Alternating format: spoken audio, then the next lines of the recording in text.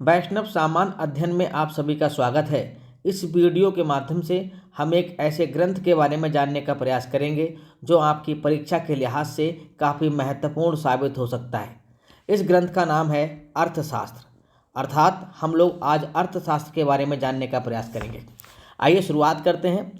इस अर्थशास्त्र नामक ग्रंथ या पुस्तक के राइटर कौटिल्य थे, जिन्हें विष्णुगुप्त भी कहते हैं और चाणक्य भी कहा जाता है। गौरतलब है कि कौटिल्य को भारत का मैकियावेली भी कहा जाता है।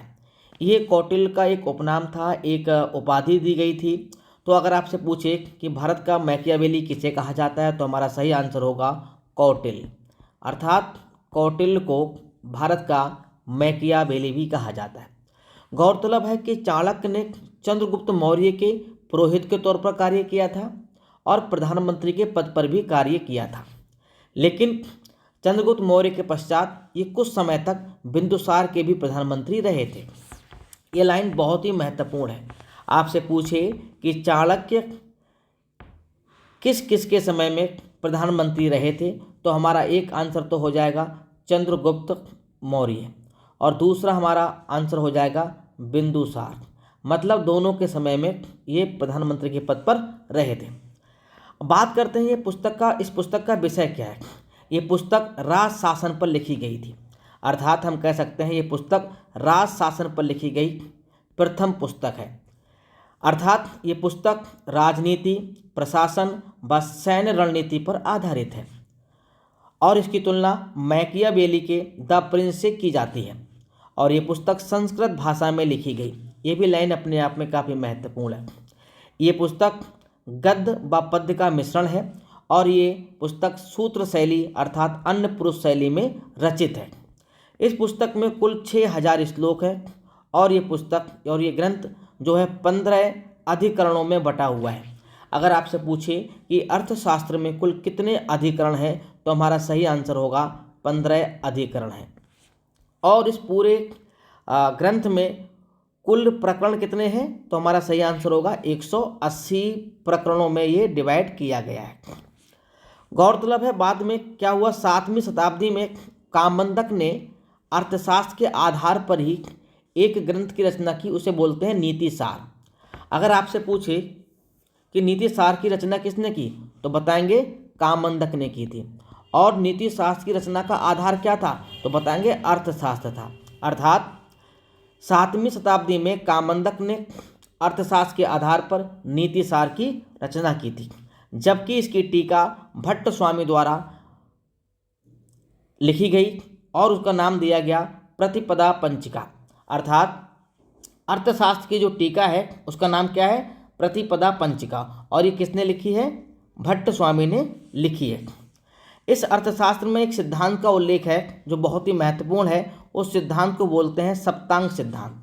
इस ग्रंथ के 6ठे अधिकरण में सप्तांग सिद्धांत का उल्लेख किया गया है।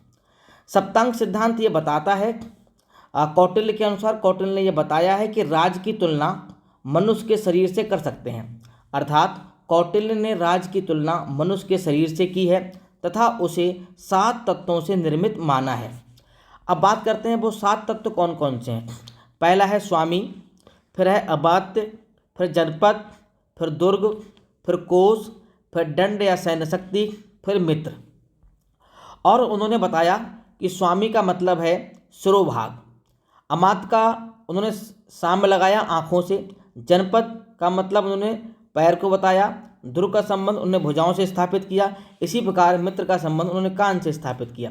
यहाँ पर सप्तांग सिद्धांत में जो पहला अंग है वो है स्वामी और अंतिम अंग कौन सा है, वो है आपका मित्र। तो पेपर में इससे प्रश्न बन जाता है। बात करते हैं मंडल सिद्धांत की। अर्थशास्त्र में मंडल सिद्धांत का भी उल्लेख किया गया है और मंडल सिद्धांत 6ठे अधिकरण में है। जो मंडल सिद्धांत का संबंध है वो राज्य विस्तार से किया गया है। मतलब मंडल सिद्धांत राज्य विस्तार से संबंधित है। इसमें विजिगीषु का उल्लेख किया गया है। विजिगीषु का मतलब होता है राज्य जीतने वाला राजा। इसमें बताया गया है कि राज्य जीतने वाले राजा के पड़ोसी राज्य को शत्रु राज्य बताया गया है। यहाँ पर शत्रु राज्य का मतलब है पार्श्वनिग्रह कहा गया है। आपसे पूछ सकता है कि अर्थशास्त्र में पार्श्वनिग्रह का क्या मतलब है, क्या अर्थ है, तो बताएंगे शत्रु राज्य। इस सिद्धांत में यह भी बताया गया है कि शत्रु का शत्रु मित्र होता है। आइए कुछ नोट पॉइंट के बारे में जान लेते हैं। अर्थशास्त्र में मौर्य शासकों का, पाटलिपुत्र का, सैनिक व नगर प्रशासन से जुड़ी हुई 6 समितियों का, कृषि पद्धति का, कुंभकारी का, शिल्प आदि का उल्लेख नहीं हुआ है। ये लाइन बहुत महत्वपूर्ण है। यानी कि अर्थशास्त्र में मौर्य शासकों का उल्लेख नहीं किया गया है, पाटलिपुत्र का उल्लेख नहीं किया गया है, सैनिक व नगर प्रशासन से जुड़ी समितियों का उल्लेख नहीं किया गया है, कुंभकारी, शिल्प आदि का उल्लेख नहीं किया गया है, क्योंकि ये पूर्ण रूप से एक सैद्धांतिक ग्रंथ है, ना कि अपने काल की वर्णनात्मक कृति। ये लाइन बहुत इंपॉर्टेंट है। अंत में हम कह सकते हैं कि ये पुस्तक जो है, इस पुस्तक को हिंदू राजनीतिक विचारधारा को प्रस्तुत करने वाला अंतिम महत्वपूर्ण ग्रंथ माना जाता है। तो हमने इस वीडियो के माध्यम से अर्थशास्त्र के सभी पहलुओं पर चर्चा की, जिन जिन से प्रश्न बन सकते हैं हमने वो सभी पॉइंट कवर करने का प्रयास किया है। आज की वीडियो में बस इतना ही। मिलते हैं नेक्स्ट वीडियो में नेक्स्ट प्रश्न के साथ में और नेक्स्ट टॉपिक के साथ में। तब तक के लिए धन्यवाद।